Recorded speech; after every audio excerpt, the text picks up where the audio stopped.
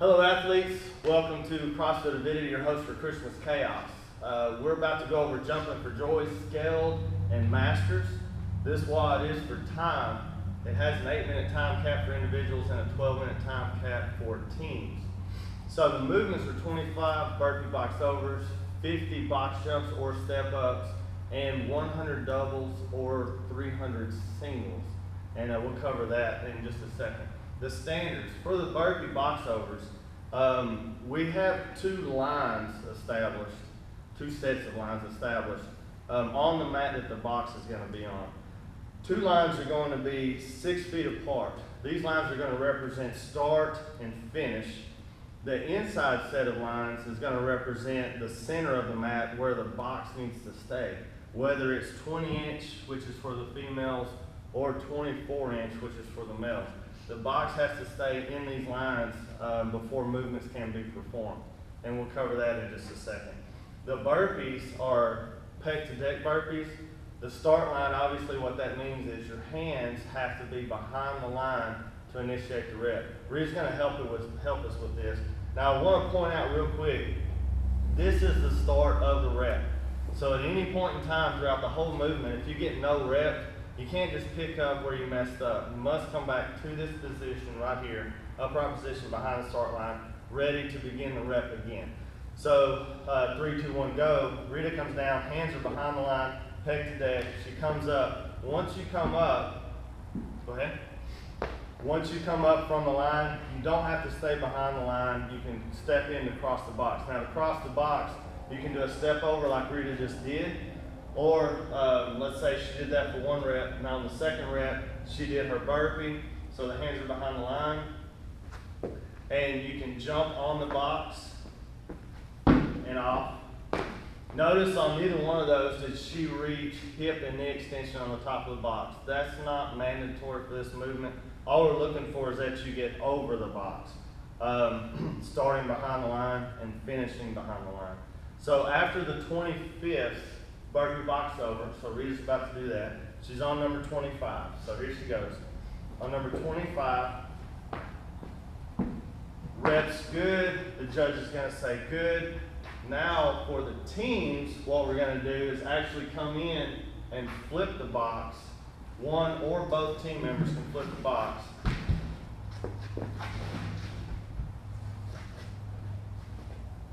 And then partner B can begin his or her reps.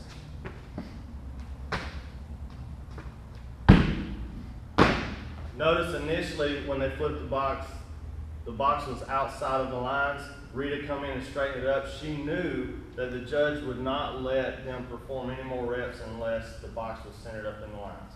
Okay, that's what's going to happen for the teams. Now individual, of course, next after the 25th burpee box over, then we just start performing box jumps. So since we're on 24 inches, Matt will come in and demonstrate that. Box jumps or step ups.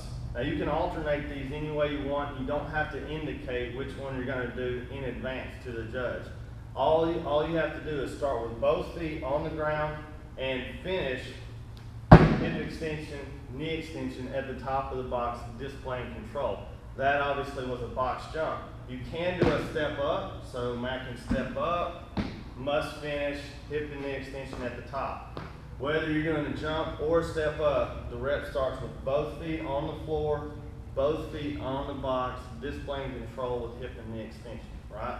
Now on teams, after the 50th jump or step up, judge is going to signal partner B can begin after they do the box. Very good. Box gets centered in the line. Judge says good, let's go. 50. After the 50th rep, once Rita completes the 50th rep, the judge is going to signal for double unders or singles. Now here's where you do have to figure out which one you're going to do in advance.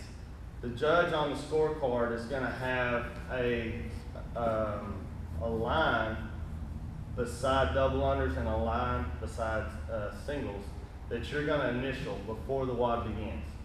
This states what you're going to do. Whichever one you decide is what you have to stick with through the whole WOD. If you choose that you're going to do 100 double unders, and you get on 50 and you start messing up, you have to continue with double unders. You can't switch to singles. If you switch to single, or if you say in advance, state in advance that you want to do singles, then you have to do the 300 singles. You can't switch it up and say, hey, can I start doing doubles?